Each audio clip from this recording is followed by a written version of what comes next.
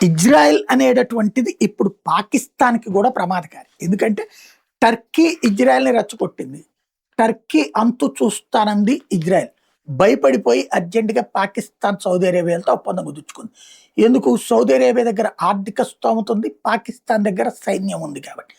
ఇప్పుడు పాకిస్తాన్‌కి ఇజ్రాయెల్ అంటే భయం ఉంది. ఎందుకంటే ఇజ్రాయెల్ ఆల్రెడీ చెప్పింది. ఇరాన్ తర్వాత పాకిస్తాన్ అంతే చూస్తామని. ఎందుకని? ముస్లిం దేశాల దగ్గర అణ్వాయుధాలు ఉండటానికి వీల్లేదు. ఎందుకంటే ముస్లిం దేశాలు తీవ్రవాదుల్ని ప్రోత్సహిస్తాయి.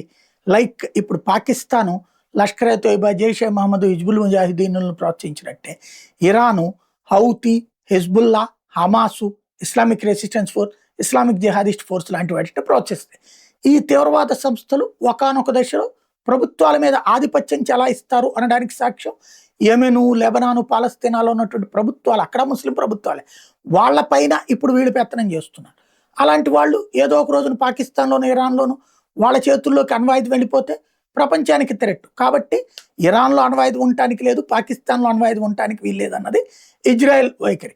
కాబట్టినే ఇప్పుడు శత్రువుకి శత్రువు మిత్రుడైనట్టు టర్కీకి భయం, అట్లాగే పాకిస్తాన్‌కి భయం. ఇజ్రాయెల్ ఏదో ఒకటి చేయాలని వీళ్ళు కోరుకుంటున్నారు.